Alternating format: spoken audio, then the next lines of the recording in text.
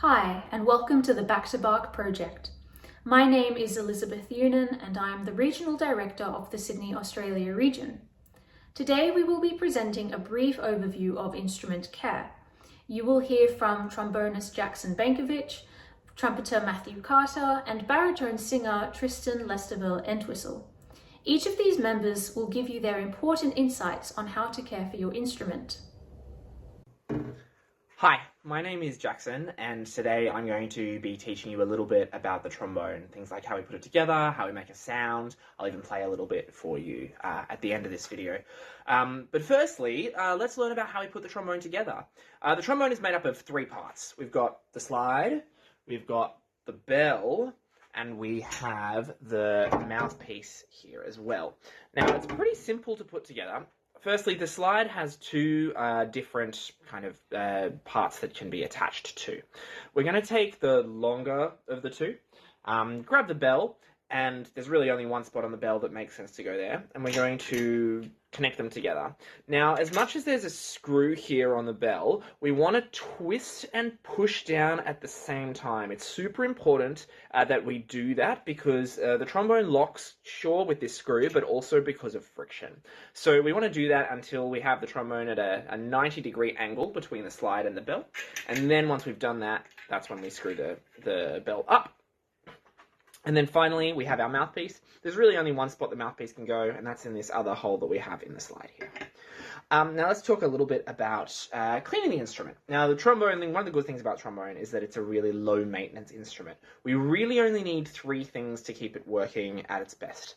The first one is you want a good slide lubricant. I use this Yamaha trombone slide lubricant. And what we do with that is we take our slide all the way off, so that what's visible is this inner slide. And then we grab our lubricant, whatever it is that you use, and we put a little bit on all around both of the inner slide tubes.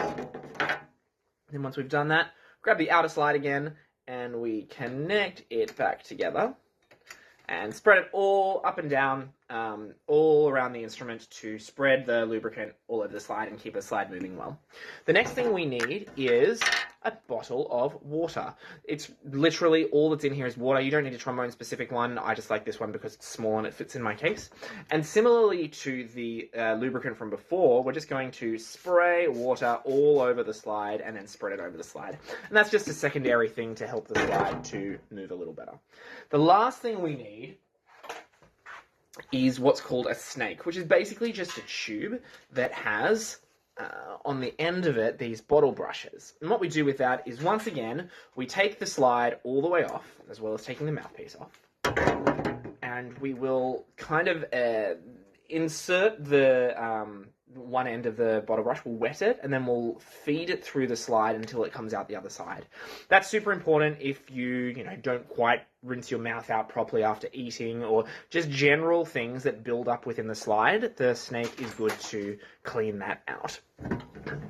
Now, with all that said and done, let's talk about how we make a sound on our instrument. Firstly, all we have to do is blow a raspberry using lots of air.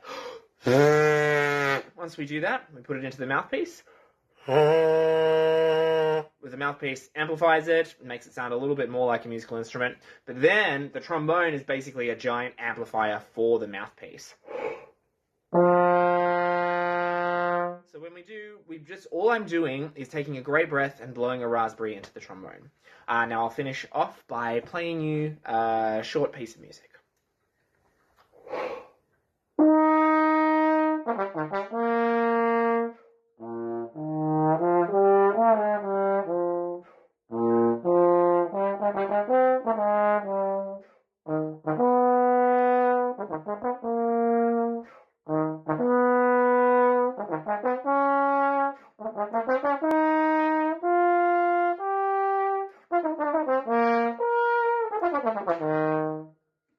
And that's the trombone. Hi everyone, my name is Matt Carter, and I'm here to talk to you today about the trumpet and just looking after the instrument and the sort of general practical maintenance of the instrument. So if you open your trumpet for the first time, you'll notice there's two pieces. You've got a mouthpiece, that's this little metal bit, and the actual instrument. The mouthpiece just sits lightly inside this tube called the lead pipe, and it just holds the mouthpiece. Try not to shove it in, definitely don't bash it in. And if your mouthpiece ever does get stuck, don't remove it with pliers, take it to your teacher or to your bandmaster, and they'll be able to help you remove the mouthpiece in a way that won't damage the instrument. So be very, very careful if you get your mouthpiece stuck, or you can rip the instrument apart. So that's that bit out of the way. For looking after the trumpet, there's a few basic things. So we've got these 3 valves, and this is metal rubbing against metal to move them. So we do the thing called oiling the valves, and we use a valve oil for that. I use a Hetman's valve oil, and it just comes in this little container. You can get valve oils in all different brands, and they'll often come in clear containers, but the most important part is that it will say valve oil. So careful that it's for the valves. So what you end up doing to oil your valves is you just unscrew the valve casing here until you can lift the valve out, and you get this metal bit, and then you've got the trumpet. To oil the valve, what you do is just put a ring of oil around this metal bit. So this thicker metal bit is the section that touches the metal casing, and that's the bit that needs oiling so it doesn't get slow or gritty while you're trying to move the valves up and down. So all you do is put a ring of oil around it, like so. Not too much oil, doesn't need a huge amount, and you just carefully insert it back into the casing. So when you're inserting the oiled valve into the casing, make sure you're putting it in the right way. So you notice how the valve's got all these little bits of holes? Those holes line up with the piping for the slides of the instrument. And you want to make sure that the air can pass through those holes in the right way so that you can play the notes. Typically, a valve will have a little number written on it. If you can see there, there's a little number 1 engraved. So each valve will have its own number. Valve number 1, closest to the mouthpiece. Valve number 2, the next one down. And valve number 3, the closest to the instrument's bell. You want to find that number and make sure it's facing towards the mouthpiece or towards you as you put it back in. So that way the holes will all line up. And just screw the valve back on, like so. Twist this to make sure it's tight. So twisting from here, and ta-da, you've got a freshly oiled valve. Then all you do is repeat that process for valves 2 and valves 3, and they should be good to go, and you can just play away.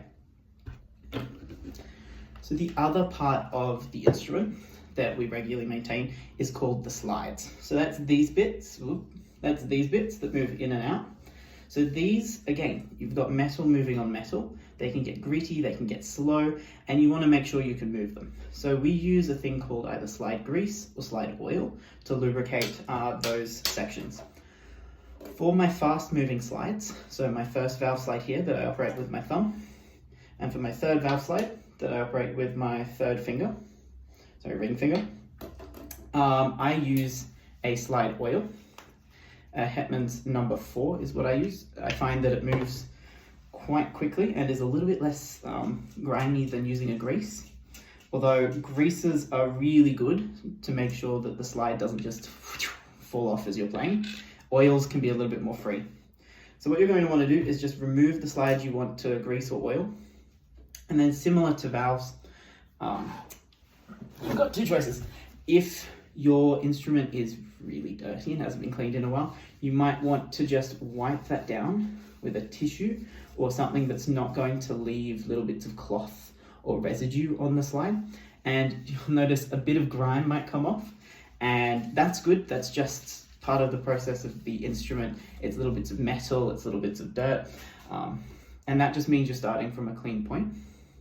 So then you take your oil or grease and you just want to sort of put a little bit around this bit that goes into the slide first. So see here, so that will go in to this part of the instrument from the start. So you just put it there and then it will just slish down the whole thing. So you don't have to case the entire slide in grease or oil because that's just wasteful and it'll all end up on the outside of the instrument anyway. So what I've done is I've just cased it and I just slide it back in, and then ta-da, it works. And you want to make sure you do this same process for all the moving bits. So I've oiled this bit. Now I'm going to oil this bit. Again, just where the slide touches. Just a little bit, nothing insane. And then sliding it right back in, nice and easy. And if it's having trouble going in, hold your third valve down.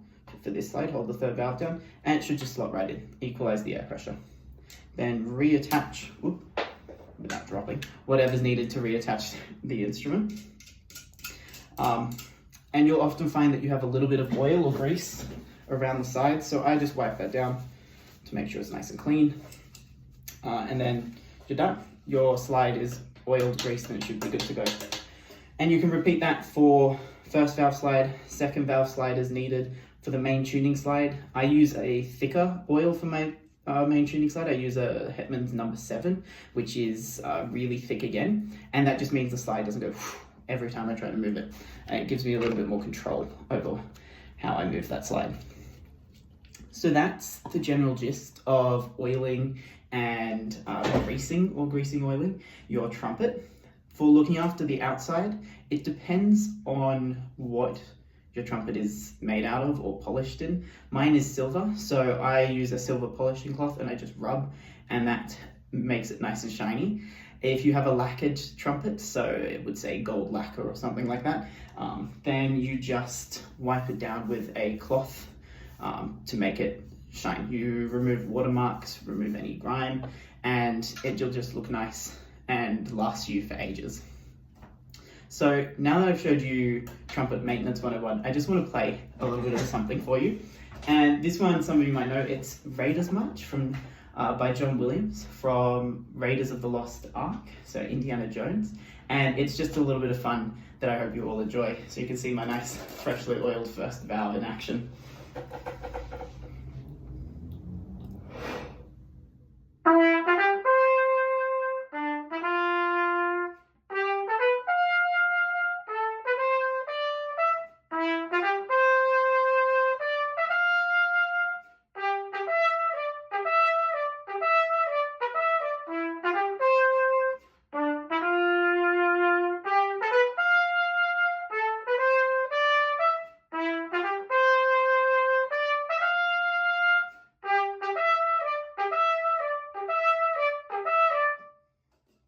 Just a little bit for the afternoon. I hope you all have a great day, and see you in the next video that I do for Back to Bark. Today is a perfect day for me to be showing you how I warm up my voice and take care of my instrument for 2 reasons.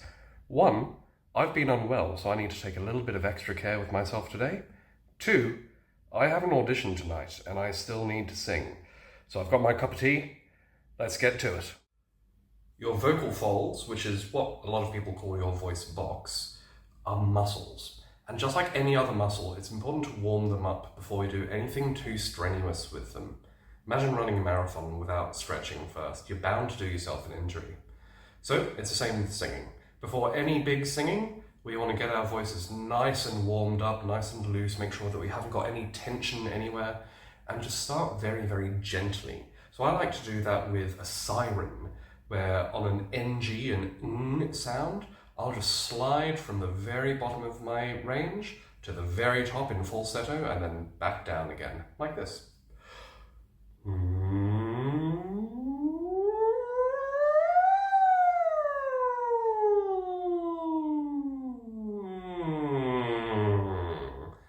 I'll normally do a few of those. This is just to get the voice vibrating and moving without putting any air behind it or anything too strenuous.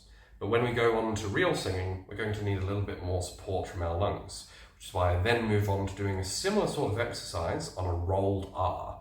This puts a lot more air behind the sound to keep it moving, like this.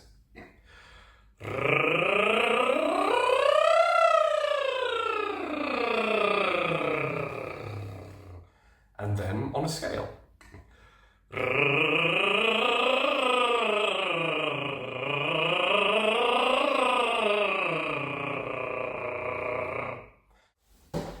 Over at the piano now, I'll normally start doing some work on the vowels, continuing to just gently warm up the voice, starting very low in my range, like this.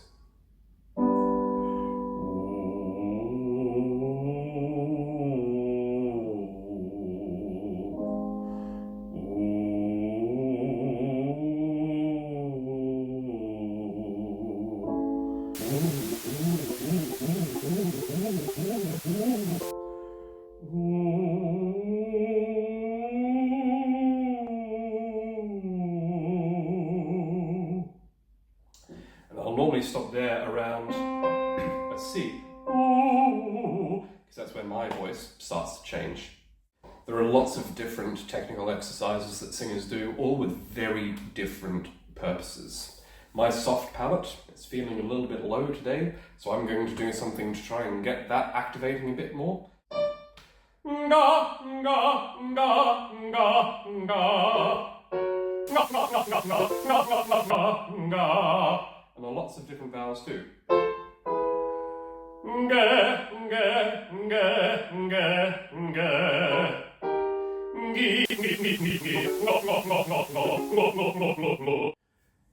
Now, because I have an audition tonight, I don't want to sing too much, I don't want to wear out my voice.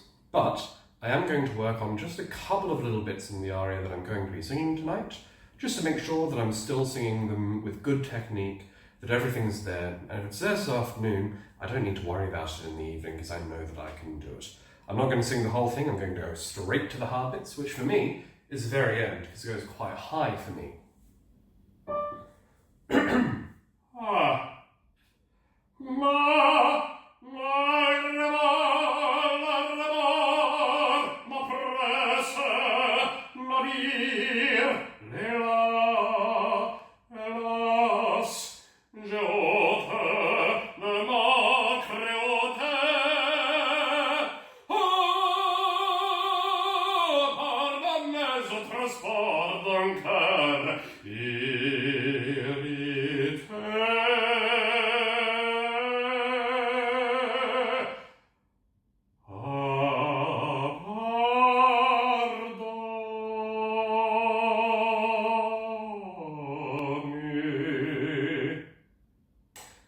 Now I know I can do that last part better, so I'm going to do some work on it.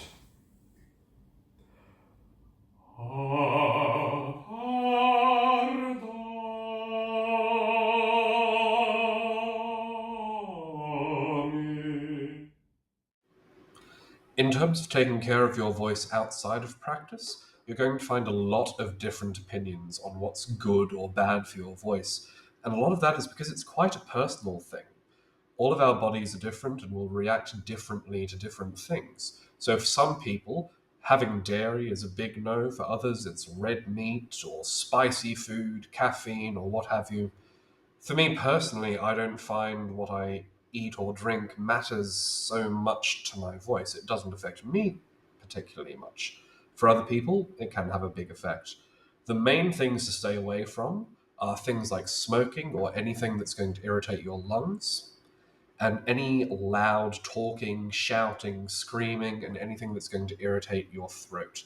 Beyond that, it's up to you to work out what does work for you, what doesn't, what feels good, what feels bad.